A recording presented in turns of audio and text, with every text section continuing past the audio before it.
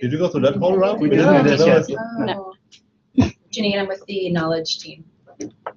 Hi, I'm Kelsey. I'm with a company called Innovation Bound. I'm the creative director.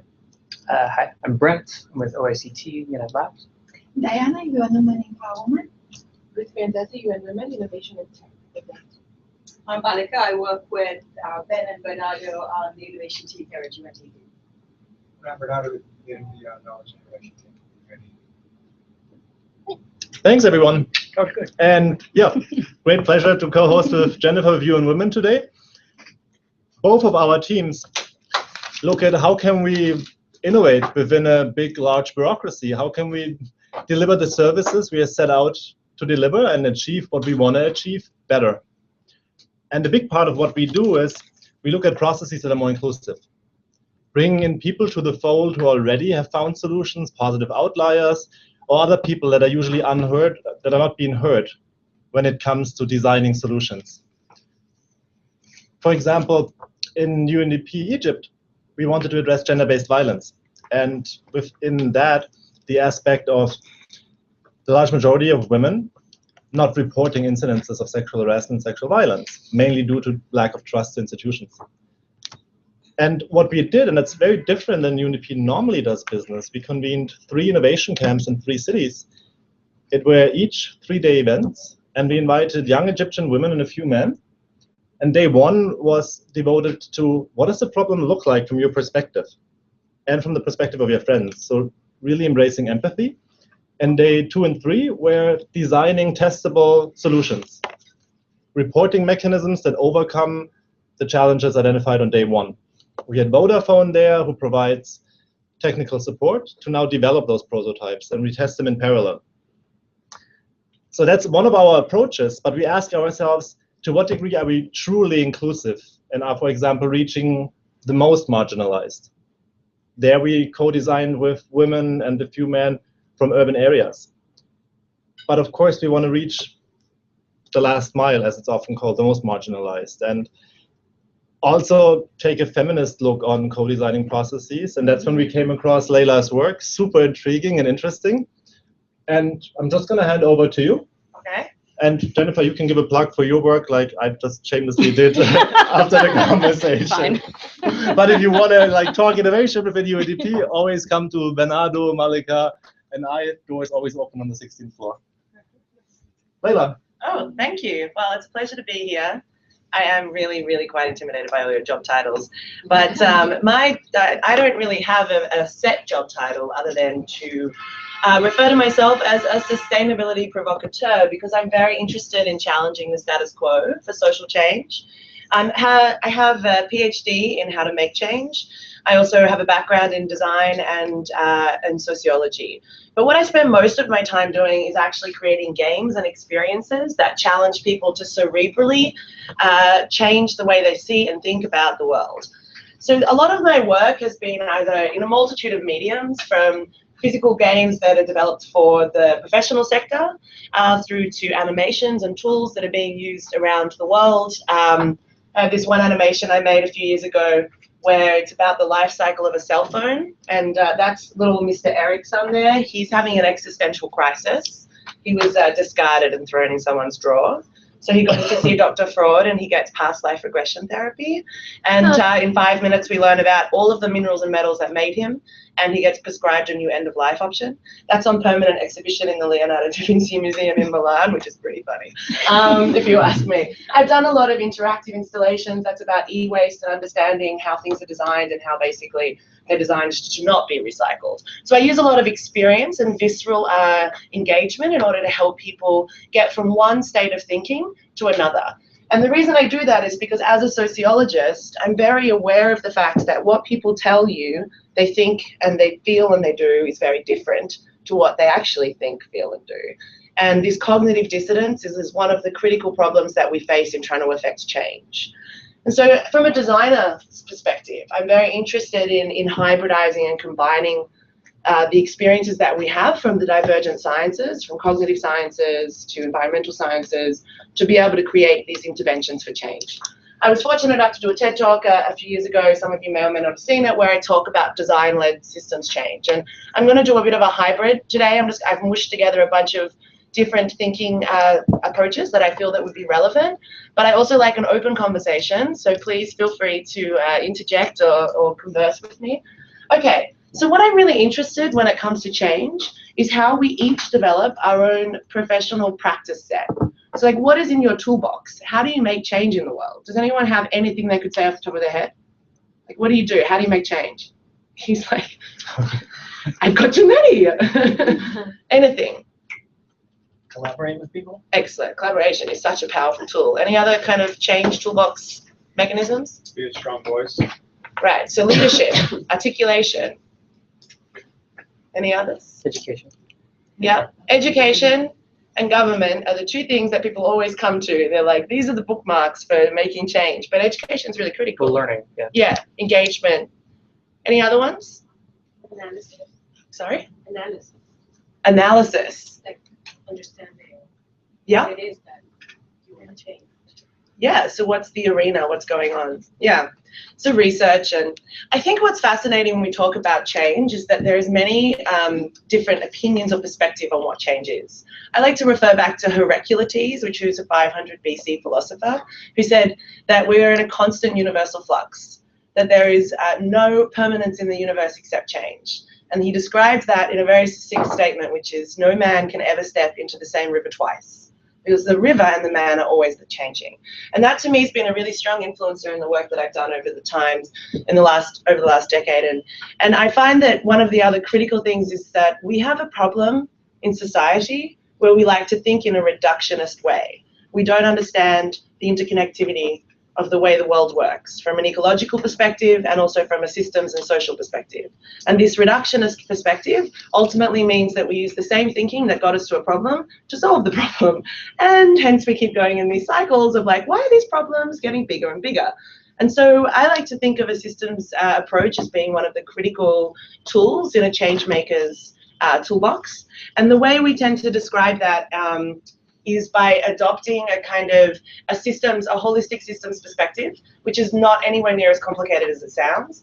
It's just intervening cognitively in the predominant paradigm that most of us have, which is to think in siloed reductionist perspectives. We've been taught that the whole education system that we all got socialized through is based on silos and reductionism, because that's how science is based. And it's been very successful at creating these very linear and rigid systems, but it's been unsuccessful. Unsuccessful is not a word. Unsuccessful. It's been in a success. It's been unsuccessful at actually helping us really have this flexible and dynamic response to critical real world issues. And I mean, I feel that this room of people is everybody at the forefront of pushing the way we change and solve problems. So for me, the thing that I always like to think about is that there's this constant universal change that's going on, and how we choose to participate in that ultimately dictates how effective we can be as change makers. So I have like 3 tools in my toolbox, and these are the things that I teach and when I do workshops and programs around the world. So systems thinking, obviously, I mentioned. And then there's life cycle thinking, which is based on the hard sciences, the environmental and engineering sciences. And then design thinking, which is the creative ideation and innovation framework. So I'm going to really briefly run through this little 3-tiered paradigm now that helps, in my opinion, people embrace a more flexible and divergent approach to problem solving. So first of all, I'm super into sustainability, although I've never hugged a tree in my life, mainly because I'm scared of spiders, but I do come from a country where all the spiders kill you. So I feel that that's just a really safe mechanism of survival. However, I feel that this image epitomizes a big problem that we have when we talk about sustainability, and that is that most people assume that it involves wearing hemp clothes and hugging trees and perhaps not showering that often, which I feel is a super big problem, because ultimately that means that it's an us and a them. And I don't believe that protecting this planet's life support system should be an us or a them, as I'm sure many of you agree. So this idea of sustainability is framed in this incredibly reductionist way. It's framed as this thing, it's an option. Like you could opt into caring about the planet. I've been teaching designers and innovators and engineers and for like a long time now, and every time I go into a room to teach them, they're like, when I ask the first things that come to mind when we talk about sustainability, this is the type of images that's evoked first, and polar bears. For some reason, it's about the polar bears, it's not about us. And I feel that that is a really problematic frame, because when we talk about the social, economic, and environmental considerations that will ultimately get us to a position of sustainability and hopefully regenerative economies, ones that actually are flourishing and working for all people, in order to get there, we have to overcome this kind of paradigm where people believe that there's something inherently do-gooder about caring about the planet, which is rather than it's inherently about saving ourselves. So for me, the scientific approach, so this life cycle approach of understanding the sustainability parameter, is to look at it at a very kind of a very realistic and perspective. What the Earth tells us is that there are limits, constraints, and systems. We live on a big bubble called planet Earth. It is a closed biosphere, and ultimately the decisions that we make wherever we are on that big bubble affect other parts of the big bubble because it's all interconnected. And so when we understand that, we can see that choices that we make in one location are going to eventually have a way of systemically getting its way back. So we know now, like, DET is in nearly every single molecule on this planet, right? Even if it's in the most remote area that hasn't been touched by humans. And we also know that decisions in Europe to introduce biofuel legislation created a world food crisis. We understand the economy and the systems and the constraints that are put upon us. I just had coffee, so I feel like I'm just like all the words are rushing at the same time. See, I needed a little gap between the coffee and the talking. Am I speaking too fast, people? You good with the Australian accent? I'm censoring my Australian words as well, just so you know. Don't do that. But some people don't understand what I say. You can explain it afterwards. We have a lot of colloquialisms that really don't make much sense to the Australians, let alone other people. So, okay, so we look at this kind of this closed loop systems perspective. It helps us understand that cause and effect, and that sustainability is ultimately, when you look at it from a systems and a life cycle perspective, is about understanding that choices have consequences. And so if you have the ability, and it sounds so simple, but unfortunately, we don't have this kind of holistic perspective of cause and effect when we're making decisions. And so we don't have this consequential approach to decision making, which means that most of our kind of hypothetical, like, oh, well, we're going to, like we talked about theory of change, make this decision, it's going to have this outcome, but we haven't looked at the dynamic, interconnected, constantly evolving system, this three-dimensional sphere that it's operating within. We have a linear one-plane perspective, so we create the same kind of like in, out, solutions, problems, process. And I mean, e-waste is a big problem. It's so funny, I have so many references from the UN when I usually give these talks. So I'm like, the UN estimates that up to 50 million tons of electronic waste is illegally trafficked globally. So, yeah, it's a bit awkward saying that to a bunch of UN people. So this life cycle approach, has anyone encountered life cycle assessment, used the methodology at all? Does anyone know what it is? Well, the UN actually has a statement on it. That's why I took it out. The UNDP has a statement on life cycle thinking, which is using a methodology to understand the holistic impacts of a product, service, or system within the economy. What actually happens in life cycle thinking is that we use a pretty rigorous ISO certified methodology, and we understand how actions in the economy have impacts on the planet. And we look at up to 90 different impact categories, from eutrophication of waterways through to acidification of the rain. And we have this kind of whole systems perspective that helps us get some very simple answers, like which coffee cup is better for the planet? A polystyrene coffee, do you don't say polystyrene here, you say styrofoam. Thank you. See, self-censoring.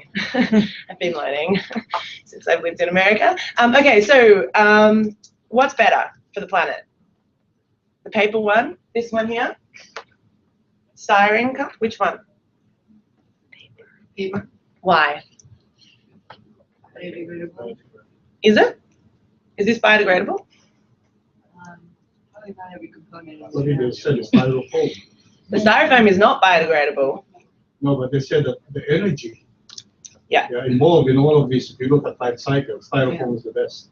It's in one of the latest articles I just looked at. Yeah, so this is an old study that was done a while ago. So the reason, you are correct, and you are actually correct, it is biodegradable, but the plastic lining that is embedded in the paper in order to prevent the coffee from seeping into my hands as I hold it is non-recyclable and non-biodegradable, which means that the 58 million coffee cups that are used every single day on this planet are unrecyclable, the paper ones, that is, right? So actually the average New Yorker uses 500 paper cups every year, which I think is a very big number given the fact that there's only 365 days in a year.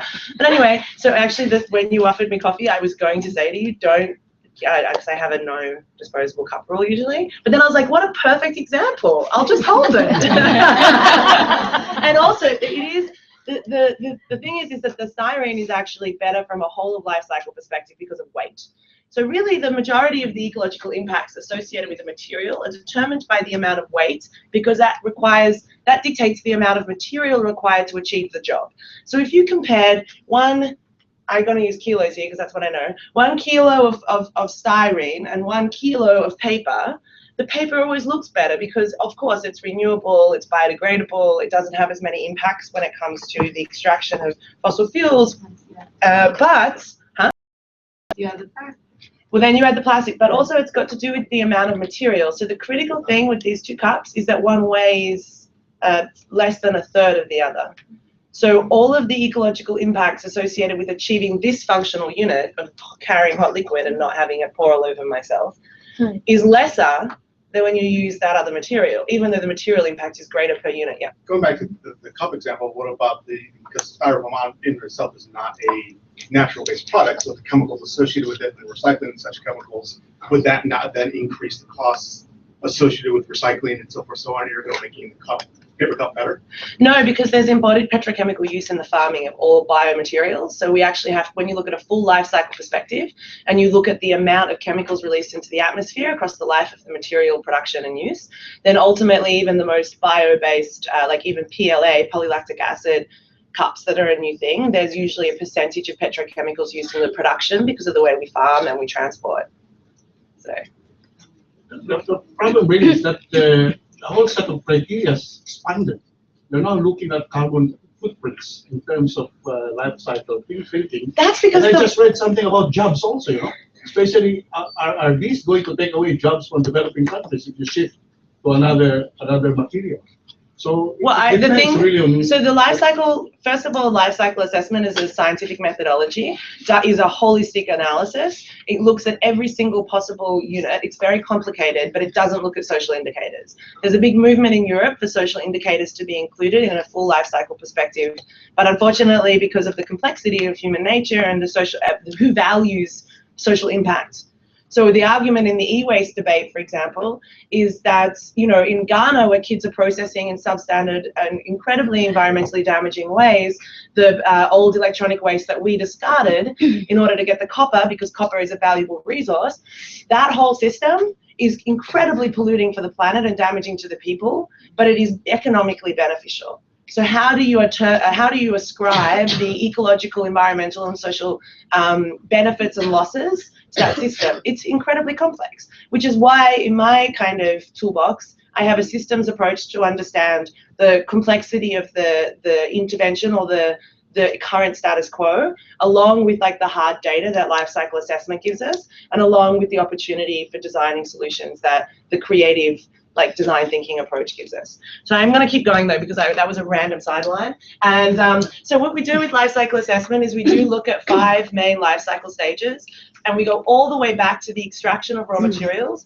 and the transfer of land use. So we do look at what the forest was before it became a tree plantation, or we do look at the land and the ecological value that we had before it became a mining site for the minerals and resources. And we go all the way to the end of life. And there are many different end of life options, from recycling to recapture and reuse, through to landfill, through to energy production. And this holistic perspective gives us an understanding of impacts across the life, but it also gives us a roadmap for where to intervene and how to make choices. Now with the cups, the problem with the cups is that we've preferenced disposability. That is a social problem. In fact, you know, the styrene cups are horrendous when you look at the holistic impacts because of the choices that individuals make, the fact that people aren't responsible with what they do. But likewise, these paper cups are causing huge problems to the recycling system because nobody knows they're not recyclable. And they put them in with the paper, and then the recycling companies have these added costs associated. So then they get really annoyed and don't, so flow-on effects within the system. All right. So what happens is a lot of our systems interventions currently are based on the linear perspective. And the linear perspective of like resources coming in, we create a product with a functional use or a service, and then we have an outcome or we have a waste product. That creates a very regimented and one-dimensional perspective. So what we try to do is we try to move towards regenerative systems. So creating circular systems that have waste coming in and creating resources, but also by looking at the way in which the natural systems that we are a product of and that we are constantly interfacing with have the way of solving a lot of complex problems. So regeneration is kind of like where we want to get to, and I believe that sustainability is on the path to regenerative outcomes, and that is really about having the ability to understand the economic, social, and environmental implications of the choices that we make. However, we do live in an incredibly complex world, right? I'm keeping an eye on the time. It says 12:55 already. What time are we going to? Did that happen so quickly? That happened so quickly. Another 10, 15 minutes talking and then Q&A? Yeah, all right. I'm going to go really fast at everybody. Got stuck on the cups. Okay, complex systems. I believe that the job of any kind of change maker is to understand what each of these individual pieces are and fit them together in a really effective way, but because our job is to help other people fit them together. And a lot of people don't have the opportunity to invest the energy and time in being puzzle solvers. And so that really is our role. And from a systems thinking perspective, what we try to do is we understand how a dynamic, evolving system could potentially have leverage points of intervention where we could create the most effective outcome. I like to break it down into three very simple categories. We have the social systems. These are the intangible, human-constructed systems such as education, law, religion, all of the systems that enable society to function. Then we have the industrial system, that is the production of goods and services in order to facilitate the human system. And then we have the ecological systems, which of course are the resources and the provider of air, water, food, and the other things that sustain life on Earth and all the other systems. So this approach, what we tend to do is break these down and then do mapping in order to understand how we can intervene in any of these complex systems in a way that's going to have an outcome that's beneficial for all. And I have your goals here because I was going to give you a very quick example of the food waste. I know that you guys have one of the, I think it's 12 point something rather, is to reduce food waste, because I'm a big fan of food waste reduction. As we all know, it's a huge problem, and the methane emissions are a huge problem. And most people, when they address this issue, what would you say the biggest problem with food waste is? Too much food. It's just, I mean, production, or it's just overall in terms of just consumption or not using. So it's food. So it's but what point in the system? We buy more than we eat. We so do we buy let it more. rot. So yeah, so at the home we have, but there's also the aesthetic standards associated with food. Right. Yeah. Yeah, I was going to say that the grocery stores aren't going to sell the crooked, looking, not as nice looking. Yeah, straight bananas aren't wanted. Vegetables. Yeah. Yeah, the curvy carrots are also not wanted. Yes. So there's aesthetic standards that are set by the supermarkets. There's also food loss in transportation, but there's also a large percentage of food loss attributed to the homes, and that's got to do with partly to do with use-by dates and sell-by dates being confusing, and also partly to do with the refrigerator. And the reason is because the refrigerator this is a genuine problem, people, because the embodied impact of the production of these vegetables is incredibly high, and when they get wasted through a simple intervention point, then it's a big loss to the system. So the refrigerator has not changed its design in over 50 years. If you look at this picture, the structure of the refrigerator with like a freezer, some shelves, and a cooling location, otherwise known as the crisper drawer, these areas where we put our fruit and vegetables, has not changed. The thing is that fruit and vegetables go limp and soggy because these are not enclosed environments. They have to be fully locked. You need a little clip box, like a box with clips on it, because what happens is you create a microenvironment where the cells don't lose their moisture as quickly. This is like being on an aeroplane for a very long time, your skin gets dry, right? That's what's happening to your vegetables. And so ultimately, one of the biggest problems that we have is that the product designed to fix the problem or to solve the problem in this case, which is to prevent food from being wasted is not designed in a way that actually is going to maximize that functionality. And so we have this huge loss from the system because of bad design, but also because of complacency, I feel, in the consumer base. So design is this incredibly powerful, silent social influencer. What we don't realize is that most of our daily lives are covertly scripted by the services and things around us. From the moment we wake up to the moment we die, how we maneuver through a city, the way in which our body reacts to the chairs we're sitting on, like these are so ergonomically designed. They're supposed to be like a womb and all this stuff, which is why like at 3 p.m. you're like this, kind of falling asleep at your desk, and why standing desks have become a big deal. But so we don't have this understanding of design as this influencer and scripter because we only notice design when it's really bad, like remote controls. They're terrible. And so ultimately this concept of design has lost its capability of being a very strong intervention point. And so what I like to do is pick apart system failures and look for the opportunities within a systems dynamic for intervening to create solutions. And there's lots of other creative professionals who are doing this. There's a guy, the guy who did the phone blocks. Did anyone see that? The phone blocks a while ago? A phone that could be fully taken apart? No, Google phone blocks.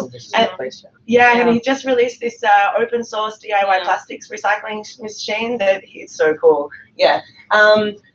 So the thing is that if you don't take a systems perspective, if you don't have a multi-dimensional framework for understanding a problem, then we often use the same thinking that got us there. As Einstein said, that's not good.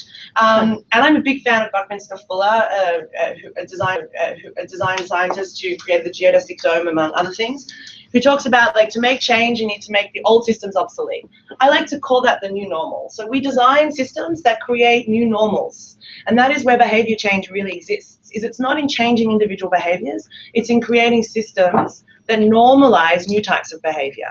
And that means that most of the time we don't design solutions that maximize the collective change. So there's a theorist called Elizabeth Shove who refers to collective conventions. Change is no longer perceived in a sociological perspective as getting you to change your behavior. It's actually getting all of us to shift our collective value set. Our compass needs to be reset. So when we talk about massive political and social issues like climate change and poverty alleviation, it's not to get one person to care about climate change, it's to collectively shift the status quo, the conversation and the framing around the issue. And then you get a maximum acceptance rate around that.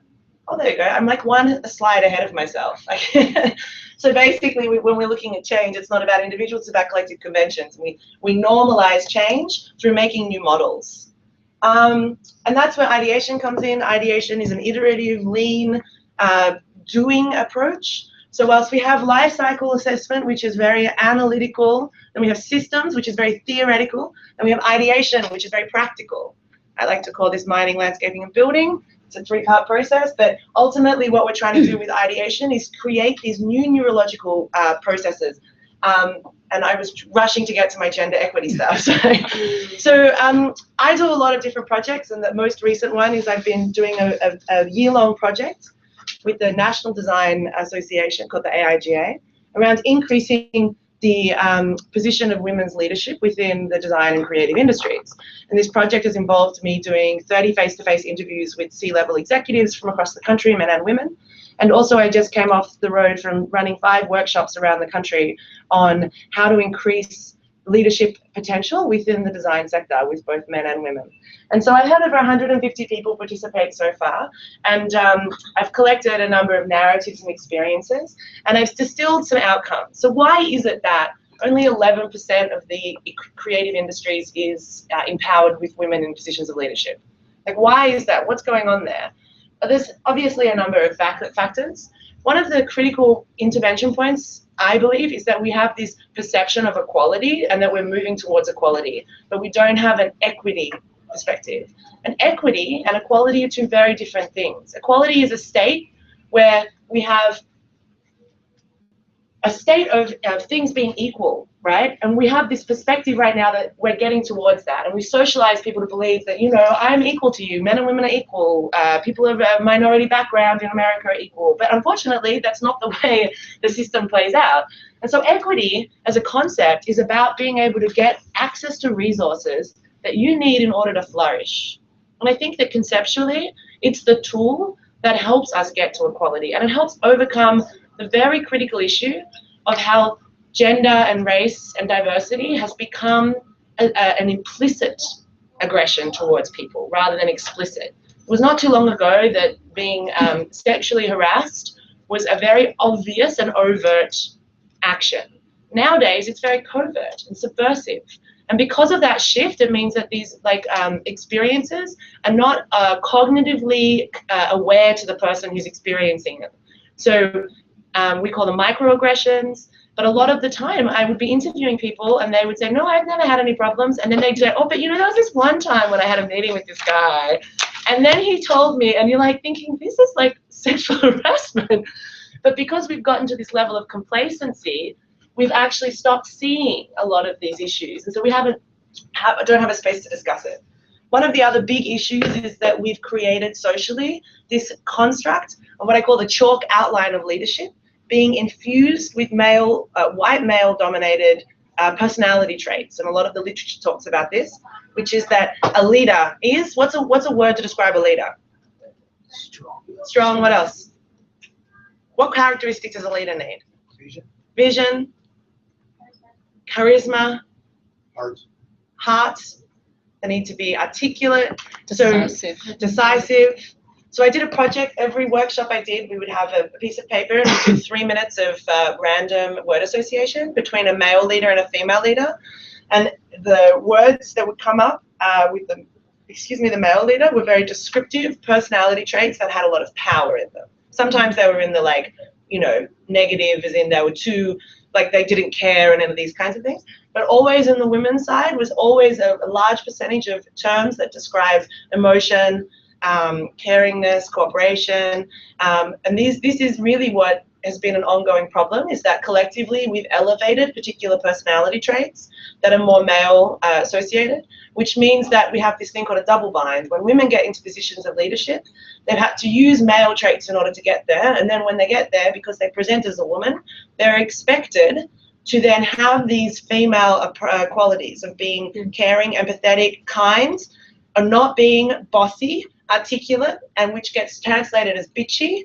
So we have this very big cognitive problem, and it's all very subversive. These are implicit biases, because when we look at the cognitive research around it, most of the biases that we hold are implicitly locked in the emotional receptor in our brain called the amygdala. So we have these ideas of what someone should be, so what it is, what is characteristically the common knowledge around behavior, and then what we expect people to do. And expectations are often not cognitively, they're not there at the front of your brain.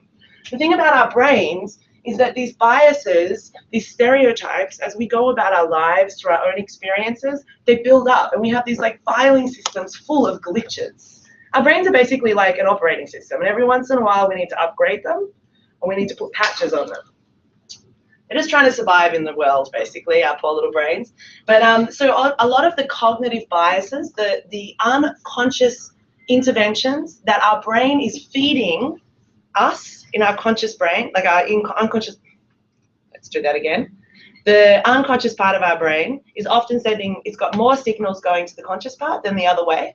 So a lot of our biases, our stereotypes, and our assumptions are not cognitive to us. We're not obviously aware of them. And there's been research that shows that people who are given very obvious examples of their implicit biases are then unable to acknowledge them later because they think that the awareness of them eradicates them. It's very funny. So I also discovered through my research that there's this thing, what I call the 5-up rule, which is that women have to work on average 5 times harder in order to be respected in positions of leadership. And counter that with the fact that we get paid 79% of the dollar of men. It means that we work harder and we also get paid less. But more to the point, there's an expectation of women in the workplace, a subversive one, to do what they call the office housework. So after meetings, who clears up, all that kind of stuff, plus who organizes the social events. All of these things mean that there's this extra workload that's imposed upon women in the workplace, and on top of family obligations as well. So I'm really running through a full day workshop in 5 minutes here. So I've just cherry picked some interesting pieces that I thought would be interesting for you all. So our brains like shortcuts. That's why we have all these cognitive biases. It's one of the reasons change is very hard. It's one of the reasons that we need to use a kind of a more robust approach to understanding human nature, because we have one very big problem in the social sciences, and that's called it's called Leyla, can't remember. It's called, I just pushed so many words out of my brain in such a short period of time. It's decided to have a little nap. Cognitive dissonance. Does anyone know the definition or what cognitive dissonance is? You're all like, I don't understand what she said for the last 10 minutes, let alone the words that just came out of her mouth. Guesses, cognitive dissonance? And then your implicit or accepted worldview doesn't align with the actual reality? Sure, exactly. So basically, as humans, because of all of this like subconscious like filing cabinet work that we have going on, we have a very particular view of ourselves and how we behave or act in a situation, and our value set basically. And then what we've discovered scientifically is that when humans are then presented with the physical choice, like I'll give you a classic example, like 95% of people say they care about the planet and they want to protect it. The other 5% are voting for Donald Trump. But the thing is that unfortunately a lot more than 5% as it turns out. So sideline, sorry. What was I saying? Oh, that's right. So when someone says they want to recycle, that's great, but then you watch their behavior and they go to the trash can and they put the recyclable item in the trash can, and the recycling is just over there. And when you go up to them, you say, why did you do that? They go, oh, it's just, well, recycling doesn't work anyway. That point is cognitive dissonance, because what happens is that when they're confronted with the reality of the difference between your value set and your behavior, people change their opinions, not their behavior, which is why behavior change doesn't really work. Which is why when we look at making change, we need to have this very robust, multidimensional approach. That means that we understand and we can preempt consequences from an environmental perspective, but that also we can understand and preempt the kind of cognitive glitches and human failings that we all have, which is why using a co-design approach, I'm going to run through all this, a co-design approach is so important, why having not just an interview approach, not just saying, what do you believe, what do you think is true, but actually getting people to do things, to experience, to test. And on that note, because I know I've only got a few minutes left, I'm going to like not tell you all about empathy. I'm going to make you do it. So very quickly, can everybody have one piece of paper? And on that piece of paper, write down one word, that just any word that comes to mind. It can be totally ridiculous, like blanket, or like picnic basket, or it can be an important word. Any word. Everyone just write a word down. Doesn't matter. You're not getting tested on the words. You get a piece of paper? If you don't have a piece of paper, just rip a piece of paper. We just need a bunch of words. Once you've written a word, give it to the person next to you, so you don't have your own word. No one have your own word. Swap your word with a random person. Do you need a pen? Does anyone need a pen? Yeah, So I need to write it first. Write a word, swap the word. So any word. Everyone swap the word. You swap the word, write a word, swap the word. Maybe 2 words. Doesn't matter. We just need words. That's all. It's not that it doesn't come from your own brain. Has everybody done the 2 things? Okay, now everyone stand up. Find a human that you didn't swap your piece of paper with. Look at all these instructions. You guys won't do it. Find someone you didn't swap your piece of paper with and face them. Someone you didn't. You should not have your own word, and you should have a human that you didn't swap your paper with. Okay, so this is an empathy building experiment. I've never done this before because I forgot my tool, where I usually have the words written down. Okay, this is the experiment. Hello. You're all very excited, I know. Okay, so here's the deal, right? We need to be able to develop ways of building empathy with people, because that's how you overcome stereotypes. So this is what you have to do, is you have to read your word to the person opposite you, and the person opposite you has to tell you if they feel that it is more gendered towards a man or a woman or neutral. And then they have to explain to you how they saw it in their head. It's a word association response. And then you share yours, and then you do the other word. Do you need me to demonstrate this? Yeah. Okay. Yeah. Hi. What comes to mind? Is it male or female or neutral when I say the word pineapple? Female. Why? What do you see? Yeah. I have my roommate in Rwanda cutting up pineapples. She ate pineapples every day. Okay. Okay, so I totally don't know why, but I saw it more as a man, but mainly because of like it being like personified as a male person with a weird pineapple head. So that's why. Do you understand? Yeah. Because what? Yes. That's such a tricky example. lot of people don't speak English as a native tongue.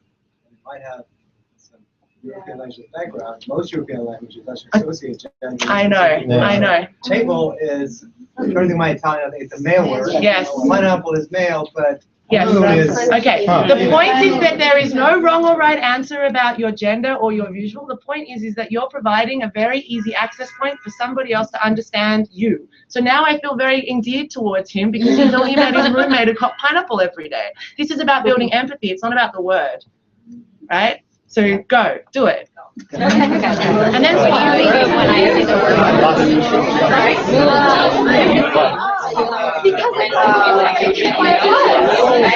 That's the association.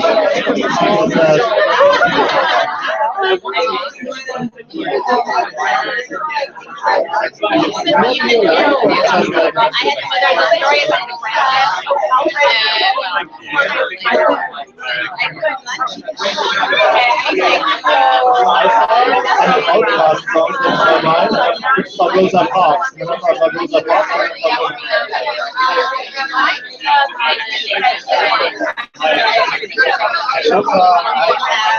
Ashoka Tastemaker and the website is Indian Riots.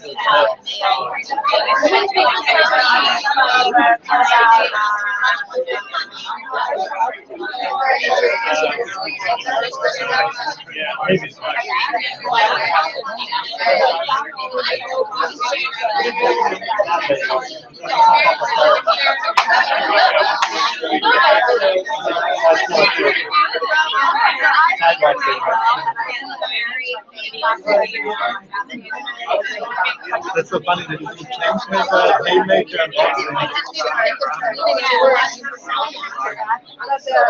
story of the rabbit I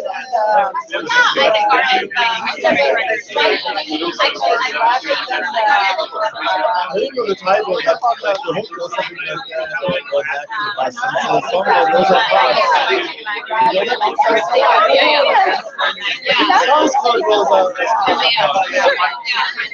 There is a storybook. very quickly, the objective there was to have a micro moment of empathy building. This is part of the outcome of the research that I've done, is to develop these professional development tools that are able to help build empathy, because empathy is basically the visceral experience of understanding the other, which overrides the pre-existing stereotypes that influence your fear and prejudice towards others. So how do we reprogram that chalk outline of male leadership when we understand that diversity and experience are different? So when we play this game with lots of words, usually I have them, I forgot to bring them with me, which is why I made you all just make it up for me. Crowdsourcing, co-design, is that this thing happens where, and I don't know if you all experienced it, but somebody who you have some assumptions towards, they say something and you're like, oh, that's really sweet. Oh, wow, I had no idea. And it's actually, that is a form of reprogramming and cognitive intervention. So if we can create and design moments and experiences like that, we have a much more significant likelihood of creating personal, behavioral, and social change, because what we're actually doing is fostering the type of positive experiences that help rewrite and recode the negative experiences that are creating the biases and judgments to begin with. Whoa, I've never said that so fast. I also discovered that peer-to-peer mentoring, I'm really getting through a lot of content very quickly. Is it okay? You all right? Yeah. It's like getting like bombarded. So mentoring, this is the most beautiful thing I discovered through all of my work, was that unofficial, organically formed mentoring, where someone just kind of takes you under their wing and does things like, hey, I'm going to go to this meeting this afternoon. If you want to come, and then I can just like show you how to like kick ass, basically. What happens is those practices get paid forward organically. So I interviewed women who had all these other women in their teams, and they would tell me how they were supporting those women. And then I'd say, hey, so 10 years ago when you first started, did anybody help you? And they go, oh yeah, I had this woman who would just take me into meetings. And then they're like, oh, hang on a second. And in nearly every case, they were replicated behavior. It was beautiful in men and women. And the people who didn't currently offer support roles and were angry about having to do that had not earlier on in their career had people support them. It was such a clear correlated relationship. And so I believe that fostering organic mentorship in very informal ways is one of the critical parts of overcoming leadership and equity issues with regards to both men and women. Oh my gosh, systems mapping, it's really important, design the systems change. I developed a methodology that helps people think in this way. I started a school called the Unschool of Disruptive Design. Funny story, when I tried to register it, the government told me I wasn't allowed to because I had to get the UN's approval because it has UN at the beginning. Funny story. Anyway, even funnier that I'm here right now. So anyway, the Unschool, we run these emerging leaders programs around the world. They're 7 days, they're 16 people. They're people who already have a professional skill set. I'm very interested in getting people who are educated with access, who have entitlement to use that well. Because for every one of me, there's 10, 20, 30, 50, I have no idea how many uneducated and potentially awesome women there are out there who didn't get the same resources and opportunities that I did. So taking that mentoring program and that concept to a wider scale, we've run programs in 4 countries. We have 50 alumni from 15 countries, and the work that they're going to go on to do and support each other in a community that we've just helped kind of seed is phenomenal. It like totally inspires me. And I had a video on it, but I will play it on quiet whilst you ask me questions.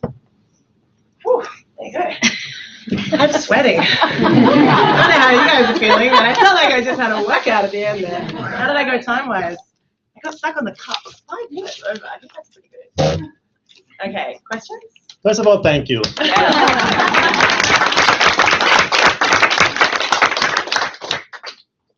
So I have a lot of questions, but maybe I'll pick 2.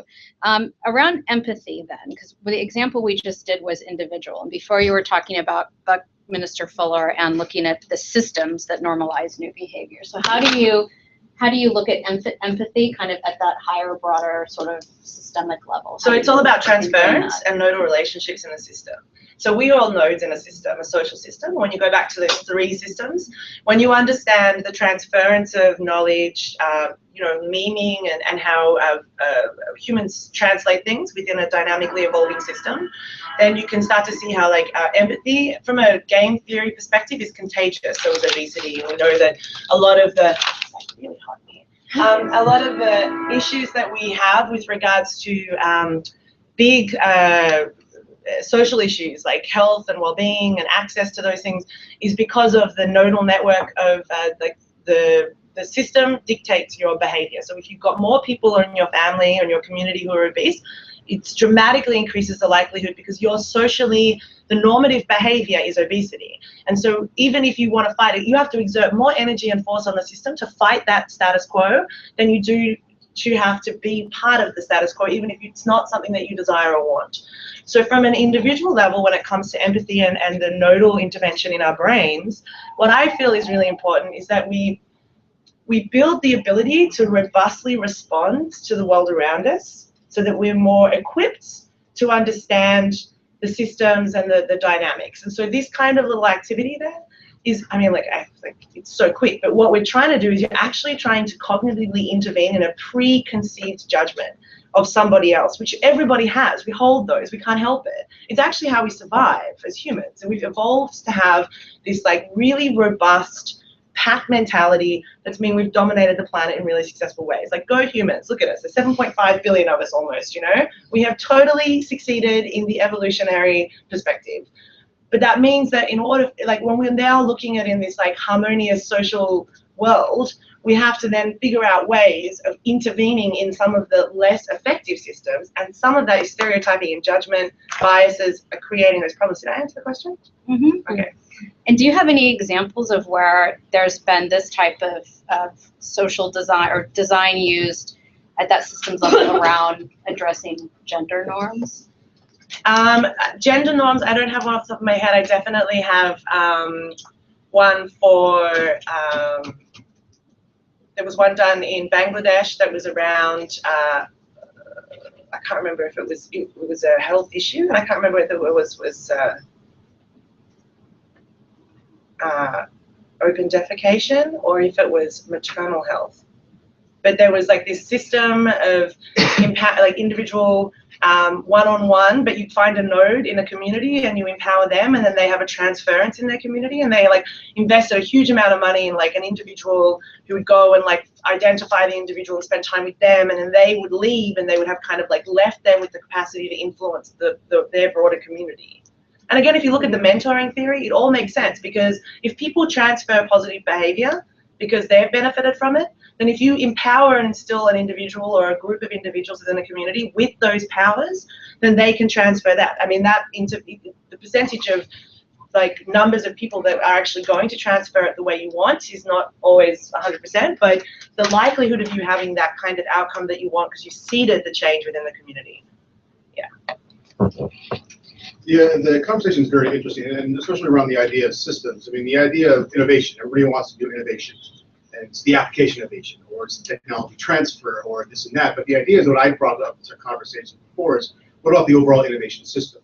And people say, oh, we don't want to focus on that. We want to focus on the entrepreneur. We want to focus on the technology. Yeah, the siloing. That's exactly. An anti-systems perspective. But that is sort of what a lot of approaches have been taking place, is sort of like, we're going to do a grand challenge for development and get a bunch of ideas for a solution to a development problem.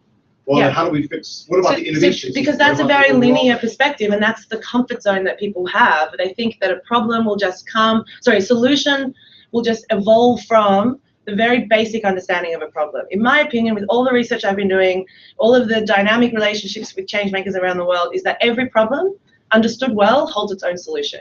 And that the solution is never what you originally think it will be. And I have this idea about ideation. I have these rules of ideation. And one of them is, has anyone ever worked in a bar? I'm going to admit some. Okay, what happens when you first change a keg on a beer line? Explodes in your face. No, that's if you're not doing it right. When you change a keg and you go to pull a beer, what happens? Air. A lot of it's a lot of foam, Yeah. right? And then after a little while, once you get through all the foam, what do you get to? Nice, cold, refreshing beer. Ideas and ideation is exactly like pulling a beer. The first few ideas that come out are the very simple, repetitive ideas that our very lazy brains give us, because our brains basically have rutted thinking techniques where the energy flows between the synapses through the most commonly used pathways. In order to think differently, you have to actually make your brain work, and it physically hurts your brain. If you're doing ideation well, you should have a headache. I'm serious, because you got to get to, like, I'm like, push through the froth, get to the golden ale. So, but then how do we get past that then? Because So it's overcoming reductive thinking, and it's using a flexible thinking process. In the bureaucratic system that does not recognize that they want to have the quick wins, they want to have the application and not focus on the system issues, which are very complex. How does one break out of that bureaucratic system to affect change? So, I mean, I have a few theories on individual subversive change-making practices, and I feel like, you know, there's like 30 of you in here. So the power for an individual to affect and exert change within the system that they're operating within is based on their level of knowledge and capabilities. And I believe it's like anything, right? When you first learned to drive a car, you got in that car and you didn't go hooning down a freeway unless you just robbed someone. You basically learn how to operate the vehicle with respect before you started driving on autopilot. So it's kind of like that. Like, the thing is that being able to change a system requires you to have a dynamic, intimate relationship with that system. And that means that you are then, especially in this kind of environment, able to create the right tweaks within that system in order to leverage the bigger change that you want. So like this empathy project, right? I mean, we still haven't done enough studies to see like how it affects people. But the thing is that we do know that empathy, building empathy because it's a visceral thing. There's a thing called the vagus nerve, and the vagus nerve connects your brain to your primary organs. So that's why you have like butterflies in your stomach or feel nauseous when you're about to give a talk. So that's empathy. It's the same neurological process. So we actually genuinely feel a visceral response to other people. And you would all probably have a high level of vagal nerve response because you all work for the UN in like areas of like caring about people on the planet. But they found that people who have been raised in very plush environments with limited experiences of pain or suffering don't actually have a vagal response as great as those who are working in this space. So it's why philanthropic behavior isn't as great. There's like studies that show that empathy is a learned experience. So I guess what I'm trying to say is that like knowing how to intervene in the system and to create a shift within a big bureaucracy, there's no like one simple solution. I don't know, you know, you have to understand, you're the best person to know that because you're embedded within it. But the problems that most of us encounter is that we have the same, we become systematized within the inefficient system. We become like the normalization of bureaucratic behavior means that it becomes the normal for us. And so you have to actually work very hard on overcoming that rigidity in the system, in yourself. Is this making any sense? Mm-hmm. Yeah? You're like, yes. Like, let's have therapy, everybody. So the thing is that like our brains are conformative. We're habitual. Every time you use the same toilet in a public place, you will use the same cubicle because your brain's already made the decision. So the same thing happens. You subversively get shifted within a bureaucracy or a status quo, because our brains are really like, I just want to be happy and comfortable and look for oxytocin. It's a whole other talk. But the thing is Leyla, let me cut you off there because I want to take more questions if there are. And I'm always mindful of time. Yeah, go for it. People usually don't eat when they come to those events and are probably hungry. Just a raise of hands. How many more questions do we have so we can kind of see? Make them less complicated and I'll have a less complicated answer. Okay, so 2 for now. Do you want to go first? Yeah, so follow on, but making it really practical and simple. If we were to want to introduce sort of the introductory kindergarten version of systems thinking into a place that has no context for that at all, how would you recommend going about that? What is sort of step 1.5? That was going to be an easy question. How do you play it? Like, this was a really nice mechanism for introducing this idea of empathetic exchange. So the answer to that is multifaceted. There's no simple solution to intervening in a complex system. Right. So, but I would say that finding the points of connection. So when we systems map, and you understand that the nodes, the big obvious things, don't usually hold the most power. It's usually the connections between the nodes that you can intervene in. So figuring out the way in which you could introduce conceptually or practically minor micro shifts that would build a larger, but that requires like design. You need to design the intervention, and it needs to understand the agents, the operators, the energy, the flows, everything that's existing. And then you have like micro testing like in design thinking, we're constantly prototyping, and a prototyping can be as simple as making a bunch of people in a room rip up some paper. Thanks for participating, everybody. I felt that kind of worked. It was a bit chaotic because there was a lot of you, but the thing is that we prototype rapidly, and we learn very quickly in design. So you want to fail a lot in design. You want to actually be like, oh, I tried that, didn't work. But not on the big scale where it's like, no, we just sunk a ship accidentally. So yeah, you got a question. I can see it like on your lips. Yeah. Go, say. Well, so I don't want to make Go this, ahead. but a system is more than just a bunch of nodes and connections. You still have people who have their own opinions and thoughts. And what if those people are traumatized by the way it has been happening? It's not as simple then as saying, here's the fix. You have to treat the trauma as well. So for me, like I said, there are 3 layers. So there's the social layer, which is the human condition, the intangible. Then there's the practical, like the physical. And then there's the ecological. So there's influences. This is a multi-dimensional perspective. So you would always understand the relationships in a dimensional. So the conditions with which a human's experience exists within a bigger system. So the values and opinions, you would have like a social overlay to your mapping, to your understanding of the system, because you wouldn't ever disclude the critical parts. I mean, like, it's not as simple as like a 45-minute lunchtime lecture to kind of go into the details. But I agree, like you have to always take into consideration the social conditions in which a system is operating, and a lot of the time that is when interviewing and also ethnographic research and observational research helps as well. Sorry, last question. Hold on, if I may, just not that we have an answer, but there are a couple of tools to system map.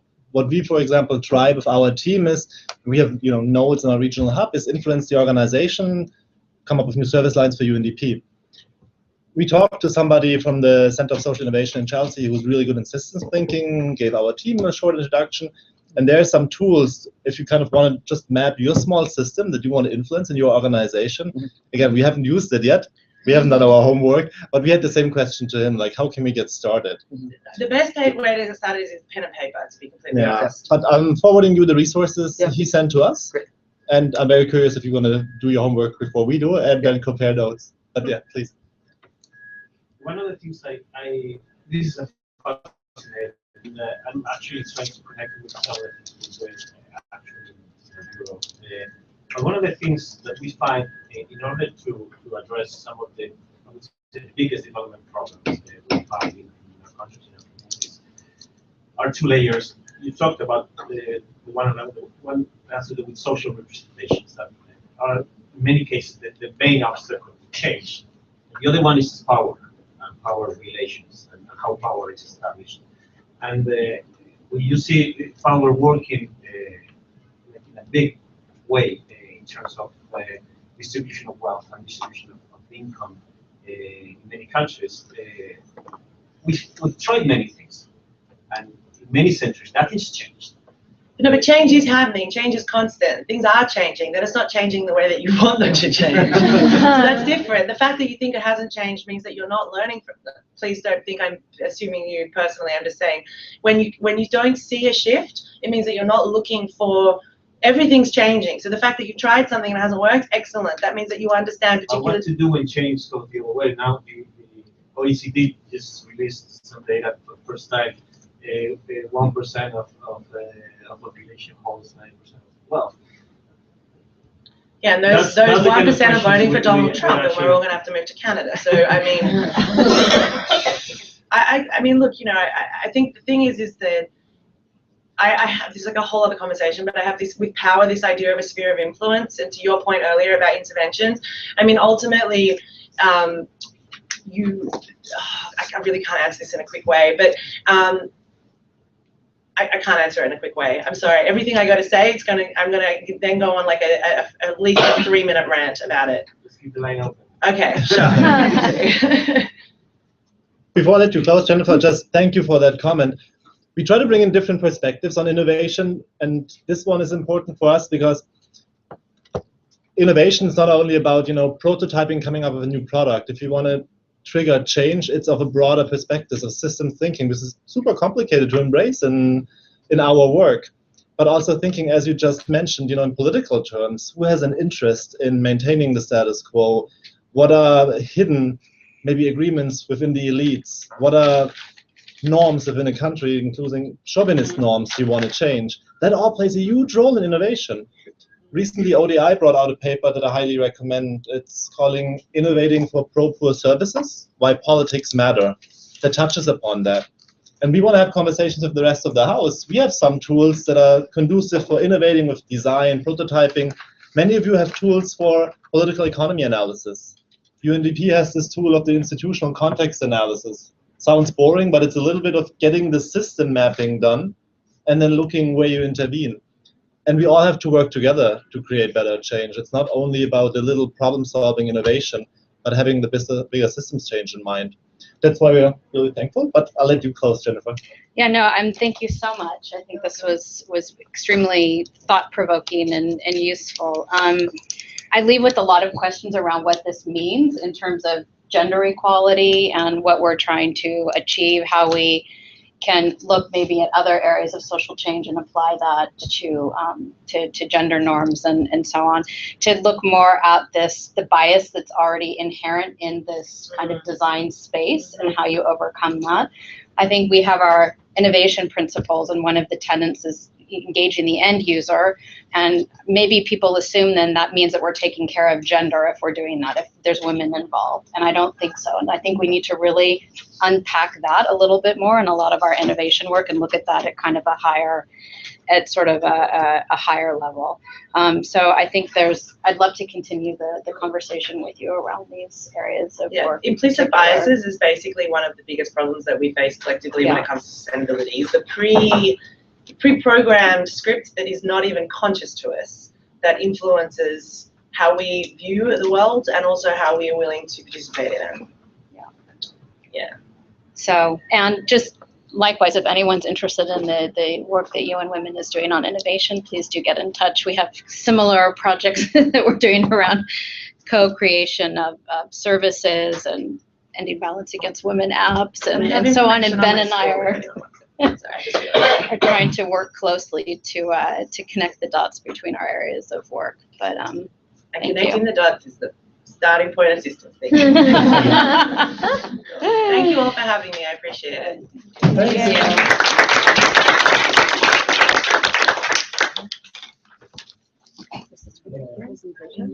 Okay. You got a presentation.